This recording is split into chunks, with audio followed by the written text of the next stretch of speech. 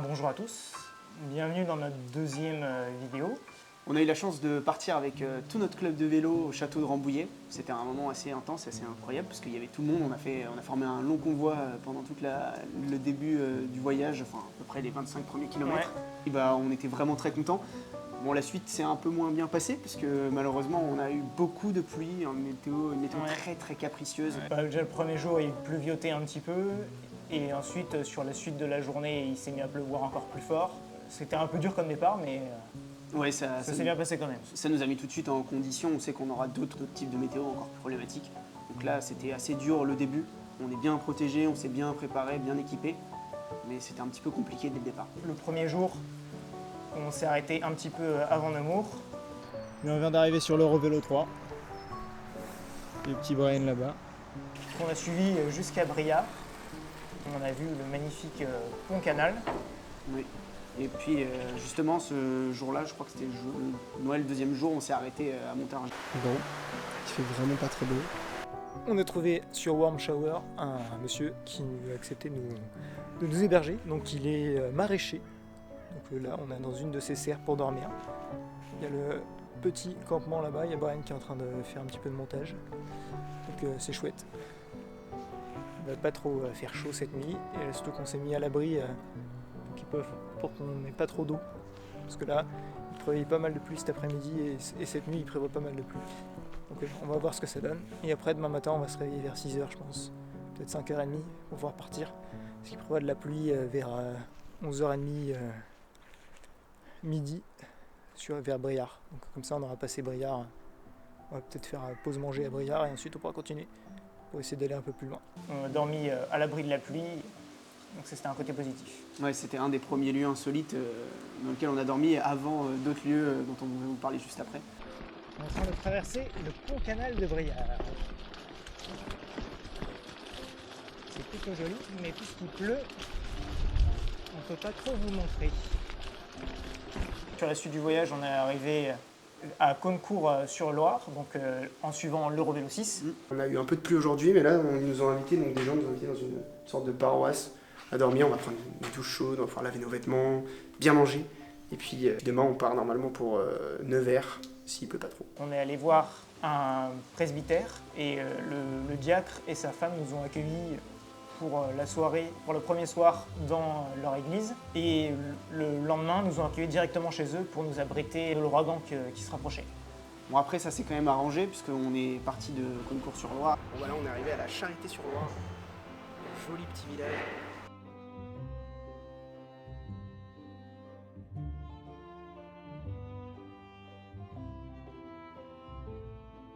Dans cette ville, ils avaient aussi des amis à Nevers et on a pu donc pareil passer une bonne nuit pour repartir ensuite le lendemain direction Paray-le-Monial. On vient de partir de la maison de Joël et Marie-Pierre à Caunecourt-sur-Loire qui nous ont accueillis pendant 2 jours. On traverse plein d'endroits jolis, des champs, des prés. Il y avait une petite vache en complète liberté. Je pense qu'elle a dû s'enfuir de son enclos. Il y avait des petites poules.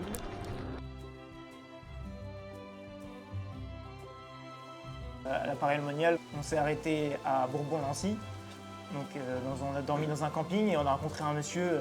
Là, franchement, c'est un gars qui avait beaucoup de courage. C'est un Néerlandais qui était parti d'Allemagne pour faire Saint-Jacques-de-Compostelle. Donc là, les gars, ils marchaient environ 30 km par jour. C'était fou comme type. Bah, c'est bon. On a rangé toutes nos affaires. Là, on va aller déjeuner au camping et ensuite... on est parti. On vient de quitter l'Eurovélo 6. Et donc là, il nous reste environ 23-24 km avant d'arriver à notre warm shower. Et puis partir ensuite entre la campagne charolaise et mâconnaise, où là, on a rencontré des personnes dans un corps de ferme. Ouais. Et en fait, le monsieur qui nous a accueillis avait chassé même le matin même. On a mangé extrêmement bien. En fait, j'ai l'impression que dans le voyage, pour l'instant, on a vraiment bien mangé. Ouais. Et puis on a rencontré des gens juste extraordinaires qui avaient le goût du voyage, qui m'avaient partagé, écouté. Et ça, c'est, je pense, le plus important. Ouais. Et le lendemain, on s'est dirigé vers Mâcon. C'était le premier dénivelé un peu poussé du parcours. Ouais. Et donc après, en rejoignant donc, Mâcon, on a fait quasiment que descendre.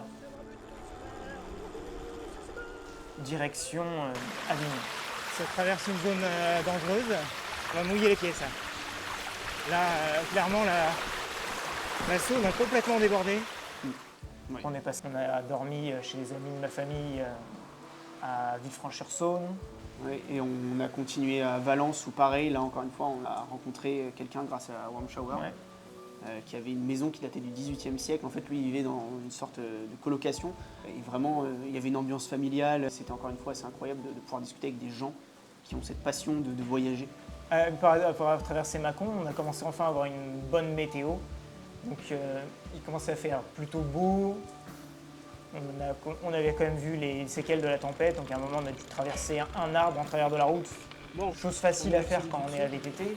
Mais avec nos vélos de voyage qui font environ une cinquantaine de kilos, ça devient tout de suite plus compliqué de traverser un arbre qui est à 50 cm au-dessus du sol. On a eu de la chance, il n'y avait qu'un arbre sur notre chemin. Mais après, on est quand même passé d'un moment donné dans un endroit où il y avait, en fait, la Saône a débordé sur l'Eurovélo, donc c'était assez inondé. Et donc après Valence, on avait comme étape de s'arrêter à un hôtel F1 à Orange. Malheureusement, ça ne s'est pas passé comme prévu. Donc on s'est retrouvé après la pluie à avoir des rafales de vent entre 40 et 60 km/h. Je pense pas qu'on m'entendra, mais on a un vent qui doit être à 60 km/h dans la face. C'est horrible. Ce qui nous a contraints après une chute. Donc je sais pas, on n'a pas forcément pu filmer ça, mais j'ai chuté dans un virage. On arrivait avec le vent de face. Et le virage, j'ai tourné, au moment d'une accalmie, il y a eu une grosse rafale, je suis tombé par terre juste avant d'arriver à la ville de Pierrelatte. Et donc on s'est arrêté à ce niveau-là, et on a se concerté, on s'est décidé de prendre un train au vu des prévisions météo qu'il y avait pour les prochains jours, et de se diriger directement vers Marseille. Et nous voilà arrivés dans Marseille un peu plus tôt que prévu à cause du mauvais temps. Après s'être reposé un petit peu, on est reparti et on a profité. Franchement, moi, c'est personnel, mais de la meilleure peut-être partie du voyage, parce que sur la Côte d'Azur, il faisait beau, il y avait une super piste cyclable qui longe le littoral, on a vu des super beaux paysages. On s'est dirigé donc le premier soir après Marseille vers le camp du Castelet. C'est au sommet d'une colline où on voit la mer d'un côté, les montagnes de l'autre, et on a pu dormir sur un super endroit qu'on a trouvé grâce à High Overlander. On était au milieu de la Pinède. On a dormi avec la tente, puisqu'il n'y avait pas prévu de pluie, on n'a pas monté la bâche du dessus, donc on pouvait voir les étoiles le soir. Ouais, on a profité d'une belle pleine lune aussi, en point d'étoiles et tout, donc c'était assez sympa à regarder. Et puis le lendemain, on s'est réveillé avec le soleil pour se diriger vers le Castelet. Ouais. On a commencé par une super descente à vélo qui a fait 5-6 km, donc ça c'était pas mal. Et on est monté ensuite donc, vers le village du Castelet. C'est un village médiéval qui est absolument magnifique.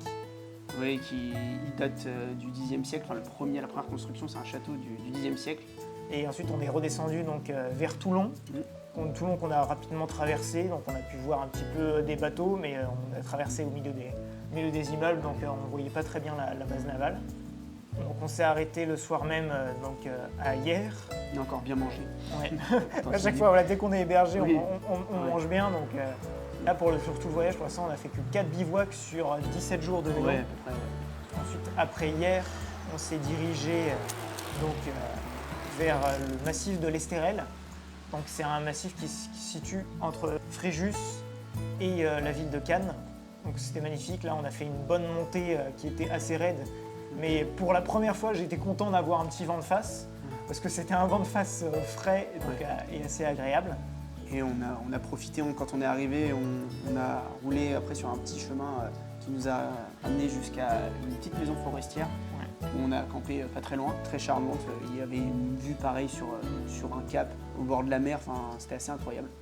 Ouais, c'est vraiment la Côte d'Azur, pour l'instant c'est le meilleur passage qu'on a eu, parce que le reste de la France on pourra le revoir plus tard. Mais ça, avec la météo qu'on a eue, on s'est dépêché de traverser la France. On n'a pas pu aller faire tout ce qu'on voulait, mais c'est pas bien grave. On pourra voir ça plus tard.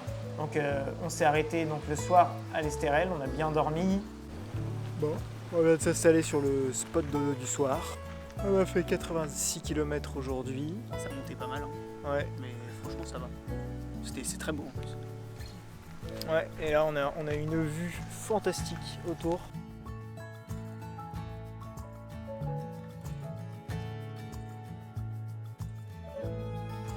matin, on a eu une petite mésaventure où il y avait un nid de frelons juste au-dessus de la tente. Donc c'était pas le truc le plus agréable. Donc on a rangé la tente dans le noir sans allumer les lampes frontales pour éviter de se faire piquer. Et il y a un moment, j'ai fait une erreur, j'ai allumé la lampe. Il y a des frelons qui m'ont foncé dessus. Moi, j'ai jeté la lampe par terre, on s'est enfui. Ouais, plus de peur que de mal, heureusement. C'est ça. Au final. Mais bon, ici, on aurait bien voulu croiser d'autres animaux, d'autres insectes que des frelons. Ouais. C'est comme ça. C'est comme ça. Ce matin, il fait pas très chaud, il fait 15 degrés là. Donc c'est vivifiant la descente.